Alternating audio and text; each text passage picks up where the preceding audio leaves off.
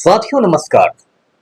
पटना बिहार से मैं Amitabh Kumar Das, IPS 94 batch, और आप देख रहे हैं मेरा अपना यूट्यूब चैनल दास बोले बिंदास। साथियों, बहुत बड़ी खबर आ रही है कि ईरान का राष्ट्रपति एक हेलीकॉप्टर दुर्घटना में मारा गया है। कहानी पूरी फिल्मी है और इस वीडियो को आखिर तक दिल थाम कर देखिए। साथियों, सबसे पहले मैं ईरान के बारे में आपको थोड़ा बता दूं। ईरान मध्य पूर्व का, मिडिल ईस्ट का एक महत्वपूर्ण देश है। ये भारत के पश्चिमी ओर है। भारत के पश्चिम में है पाकिस्तान, उसके बाद है अफगानिस्तान और उसके बाद है ईरान। ईरान की राजधानी तेहरान है और ईरान की सभ्यता भी बहुत प्राचीन सभ्यता है। ईरान को पुराने जमाने में पर्सिया कहा जाता था, हिंदी में से फारस कहते हैं। और आपने पारसी धर्म का नाम सुना होगा। तो पारसी धर्म को जो चलाने वाले थे, जोरथस्ट्र नाम था, वो ईरान के ही रहने वाले थे। साथियों, ईरान की एक खासियत है कि वहां शिया मुसलमान ज्यादा संख्या में है। आप जानते हैं कि मुसलमानों के दो बड़े धड़े होते हैं, शिया और सुन्नी। तो शिया मुसलमान ईरान में बड़ी संख्या में है और इसलिए मध्य पूर्व में जो सुन्नी और शिया के बीच जो रस्साकशी चलती है, तो शिया मुसलमानों का नेतृत्व ईरान करता है, सुन्नी मुसलमानों का नेतृत्व सऊदी अरबिया करता है। ईरान में पर्शियन भाषा बोली जाती है, फारसी भाषा, इसलिए ये अरब देशों से भिन्न है, क्योंकि अरब देशों में अरबी भाषा बोली जाती है, लेकिन ईरान में फारसी। ये जो फारसी साहित्य है, ये भी बहुत समृद्ध साहित्य है। फारसी में फिरदौसी ने शाहनामा लिखा था और उसमें ईरान के राजाओं का वर्णन है। इसको दुनिया के महानतम काव्यों में से एक माना जाता है, फिरदौसी के शाहनामा को। इसी तरह फारसी भाषा में उमर खय्याम की रुबाइयां हैं। रुबाई कहते हैं चौपाई को, जिसको हिंदी में चौपाई कहते हैं, चार पंक्ति के कविता को, उसी को पर्शियन में रुबाई कहते हैं। उमर खय्याम की रुबाइयां हैं, जिसमें खास के शराब के बारे में काफी बातें लिखी गई है। और ईरान के साथ कुछ और खास बातें हैं, वो ये कि वहाँ एक इस्फहान शहर है। इस्फहान शहर में जो कालीन बनते हैं, कारपेट जिसको कहते हैं, वो बहुत महंगे होते हैं और पूरी दुनिया में मशहूर होते हैं।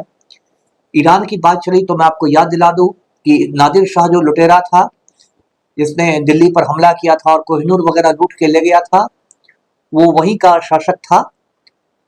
और ईरान और भारत में हाल में आप जानते होंगे एक समझौता हुआ था, चाबहार एग्रीमेंट। ईरान में एक बंदरगाह है, पोर्ट है चाबहार, उसका रखरखाव अब भारत करेगा। ईरान में सैकड़ों सालों तक पहलवी राजाओं का शासन रहा, लेकिन 1979 में 1979 में वहां इस्लामिक क्रांति हो गई और उसके बाद कठमुल्लों की हुकूमत हो गई। कठमुल्ले कहते हैं कट्टर मुसलमानों को। तो कठमुल्लों की हुकूमत हो गई ईरान में और तब से लेकर आज तक वही कठमुल्ले वहां हुकूमत में है। अब मैं आता हूं ये कल की घटना पर। ईरान का राष्ट्रपति था इब्राहिम रईसी।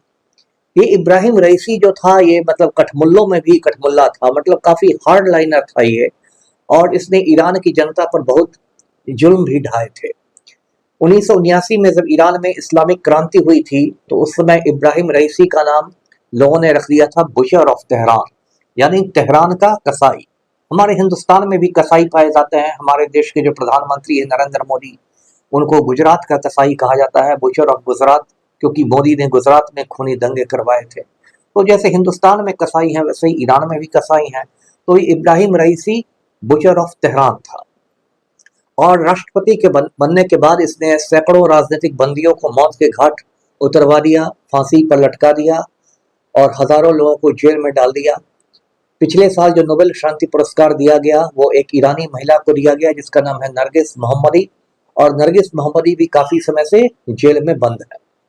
तो इसलिए इब्राहिम रईसी ने ईरान के लोगों का एक तरह से जीना मुहाल कर दिया था। तो ये कल की बात है। इब्राहिम रईसी गया था, ईरान का पड़ोसी देश है अजरबैजान, मध्य एशिया में, वहां गया था और अजरबैजान और ईरान की सीमा पर एक डैम बनाया गया है, बांध जिसको कहते हैं हिंदी में, उसका उद्घाटन उसने किया, अजरबैजान के राष्ट्रपति के साथ मिलकर किया। उसके बाद इब्राहिम रईसी का हेलीकॉप्टर वापस ईरान लौट रहा था और ईरान का एक शहर है तबरीज, वहां पहुंचने वाला था। उस हेलीकॉप्टर में कुल 9 लोग सवार थे, जिसमें राष्ट्रपति इब्राहिम रईसी था, ईरान का विदेश मंत्री था, जो पूर्वी अजरबैजान प्रांत है ईरान का, वहां का गवर्नर था, एक इमाम था, और ऐसे ही कुल मिलाकर 9 लोग थे। पहले खबर ये आनी शुरू हुई ईरानी मीडिया के माध्यम से कि उस हेलीकॉप्टर ने हार्ड लैंडिंग की है। हार्ड लैंडिंग का मतलब हुआ इमरजेंसी लैंडिंग, मतलब आपातकाल में, आंधी तूफान में या किसी दूसरे आपातकाल में खराबी होने पर कोई विमान या हेलीकॉप्टर जब उतरता है तो उसे हार्ड लैंडिंग या इमरजेंसी लैंडिंग कहते हैं, आपातकाल में उतरने को।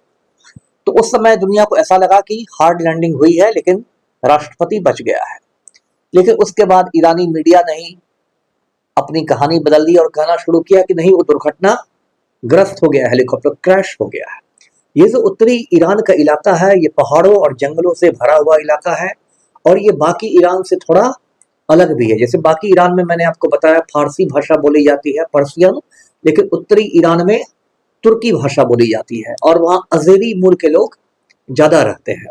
भौगोलिक दृष्टि से भी ये अलग है। तो वही हेलीकॉप्टर क्रैश कर गया। उसके बाद हेलीकॉप्टर की जो होता है तलाश शुरू हुई, तो बहुत वहाँ खराब मौसम था, बहुत ज़्यादा मतलब कोहरा था, कुहासा था, और कुहासा में विजिबिलिटी जो थी बस 5 मीटर तक हो गई थी, मतलब 5 मीटर के आगे आपको कुछ नहीं दिखाई पड़ेगा कोहरा की वजह से। फिर भी चूंकि राष्ट्रपति का मामला था तो बहुत सारी टीमें लगाई गई, तुर्की ने भी मदद की, और अंत में अभी 1-2 घंटे पहले की बात है कि हेलीकॉप्टर का मलबा मिल गया। मलबा मिला और 9 लोगों की लाशें भी मिली। सब के सब लोग मारे गए हैं, एक भी जिंदा नहीं बचा, और लाशें जो है वो इतनी बुरी तरह से जल गई हैं कि उनकी पहचान होनी मुश्किल है कि कौन राष्ट्रपति की लाश है, कौन विदेश मंत्री की लाश। इससे मुझे ये याद आया कि 1988 में इसी तरह पाकिस्तान का राष्ट्रपति मारा गया था, जनरल जियाउल हक। वो विमान दुर्घटना में मारा गया था। उस बार भी ऐसे ही 10-12 लोग थे और सबकी लाशें इस तरह से जल गई थी कि उनको पहचानना मुश्किल हो गया था। अब कैसे लाश पहचानी जाती है वो भी समझ जाइए। जब सारी लाशें जल गई थी तो जनरल जियाउल हक के डेंटिस्ट को बुलाया गया, जो उनका दंत चिकित्सक था, जो उनके दांतों की देखभाल करता था, पर्सनल डेंटिस्ट जो था, उस निजी दंत चिकित्सक को बुलाया गया। और पूरी लाश तो जल गई थी लेकिन दांत नहीं जले थे, तो उन्होंने सारी लाशों के दांतों का अवलोकन किया और उसके बाद कहा कि ये प्रेसिडेंट जिया की लाश है। उसने दांतों से राष्ट्रपति जिया की पहचान की। तो हो सकता है कि इब्राहिम रईसी की पहचान भी उसके दांतों के माध्यम से ही हो। दंत चिकित्सक को बुलाया गया और डेंटिस्ट दांतों के माध्यम से पहचान करें।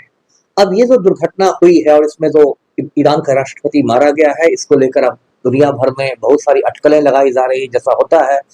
क्योंकि इजराइल और ईरान का संघर्ष चल रहा है, युद्ध चल रहा है, तो कुछ लोगों का कहना है कि ये दुर्घटना नहीं हुई है, मोसाद ने राष्ट्रपति की हत्या करवा दी है। मोसाद जो है वो इजराइल की खुफिया एजेंसी का नाम है।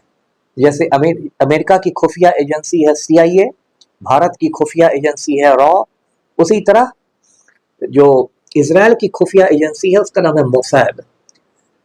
तो एक बात अब ये चली है कि मोसाद ने मरवा दिया है, और मोसाद ने कुछ हो सकता है क्योंकि उस काफिले में 3 हेलीकॉप्टर थे, राष्ट्रपति के काफिले में 3 हेलीकॉप्टर थे। लोगों का कहना है कि खराब मौसम में 2 हेलीकॉप्टर आराम से निकल गए और तीसरा हेलीकॉप्टर दुर्घटनाग्रस्त हो गया। ये बात हजम नहीं होती है, तो जरूर मोसाद का हाथ होगा। तो ये भी एक थ्योरी दी जा रही है।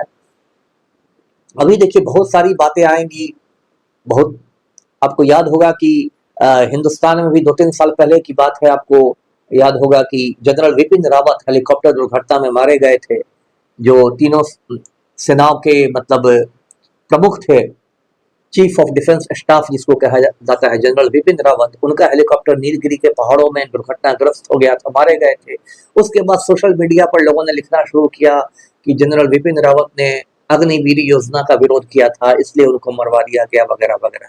ऐसे बाद में सारी बातें झूठी साबित हुई। तो कोई भी ऐसी जब हत्या होती है, ऐसी दुर्घटना होती है, तो लोग किस्म किस्म का दिमाग लगाते हैं। अब आप सोचिए कि अब ईरान में क्या होने वाला है। अब देखिए होगा क्या कि वहां के जो उपराष्ट्रपति हैं मोहम्मद अकबर, वो अब नए राष्ट्रपति होंगे। दिलचस्प बात यह है कि ईरान का जो संविधान है उसके मुताबिक राष्ट्रपति वहां का सर्वोच्च नेता नहीं होता है। वहां का सर्वोच्च नेता एक धार्मिक व्यक्ति होता है जो आज की तारीख में है अयतुल्लाह अली खamenei। तो राष्ट्रपति बनने के पहले मोहम्मद अकबर को अयतुल्लाह अली खamenei की अनुमति लेनी पड़ेगी। धार्मिक नेता की अनुमति से ही राष्ट्रपति बन सकता है, क्योंकि मैंने शुरू में कहा था ईरान एक कट्टर इस्लामिक राष्ट्र है, तो वहां पर धार्मिक नेता की सबसे ज्यादा तूती बोलती है, चलती है। और उसके बाद 50 दिनों के अंदर राष्ट्रपति के नए चुनाव होंगे। अब देखिए इसमें और सारी बातें आ रही है। एक बात तो ये भी आ रही है कि अब हो सकता है ईरान में मतलब एक तरह से गृह युद्ध की स्थिति बन जाए, क्योंकि ये जो मारा गया है इब्राहिम रईसी, ये मैंने पहले कहा आपको कि बहुत हार्ड लाइनर था, बहुत ज्यादा कट्टरपंथी था। तो वहां के जो ईरान के जो मतलब मॉडरेट लोग हैं, जो नरमपंथी लोग हैं, वो लोग इसको सख्त नापसंद करते थे। इसलिए इब्राहिम रईसी की मौत के बाद मैं अभी देख रहा था कि दुनिया भर में कई जगह ईरानी लोग जश्न भी मना रहे थे, यहाँ तक ईरान के अंदर से भी जश्न मनाने की खबरें मिली हैं। तो विश्लेषकों का कहना है कि हो सकता है अब वहां पर सत्ता संघर्ष शुरू हो जाए। एक तरफ मॉडरेट्स रहेंगे नरमपंथी और एक तरफ हार्डलाइनर्स रहेंगे गरमपंथी, और इन दोनों के बीच हो सकता है गृह युद्ध तक की नौबत आ जाए। लेकिन जो भी हुआ है ये बहुत बड़ी घटना हुई है, और इस तरह की कोई भी घटना होती है, जैसे विमान दुर्घटना में जिया उल हक मारा गया, आपको याद होगा कुछ साल पहले 10-12 साल पहले आंध्र प्रदेश के मुख्यमंत्री हुआ करते थे राजशेखर रेड्डी, उनका भी हेलीकॉप्टर ऐसे ही खराब मौसम में एक पहाड़ी से टकरा गया था और राजशेखर रेड्डी की मौत हो गई थी। आपको याद होगा कि एक लोकसभा अध्यक्ष हुआ करते थे हमारे देश में, स्पीकर हुआ करते थे जीएमसी बाल योगी का हेलीकॉप्टर भी ऐसे ही कम रोशनी की वजह से दुर्घटनाग्रस्त हो गया था। उसमें तो और अजीबोगरीब कहानी हुई थी कि कम रोशनी की वजह से हेलीकॉप्टर का जो पायलट था उसने एक तालाब को मैदान समझ लिया था, और मैदान में हेलीकॉप्टर उतारने की बजाय उसने तालाब में हेलीकॉप्टर उतार दिया था। और जब फिर वो उड़ने लगा तो एक नारियल के पेड़ से टकरा के दुर्घटनाग्रस्त हो गया हेलीकॉप्टर। तो इस तरह की दुर्घटनाएं होती रहती हैं, और कोई भी इसमें बड़ी बात होगी ईरान के राष्ट्रपति के मौत से संबंधित तो फिर मैं उस पर वीडियो बनाऊंगा। तब तक काश इस वीडियो को लाइक करें, शेयर करें और चैनल को सब्सक्राइब करें। धन्यवाद। जय हिंद।